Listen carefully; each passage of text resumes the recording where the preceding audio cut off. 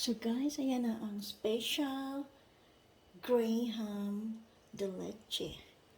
Ayan, ang sarap. Yummy.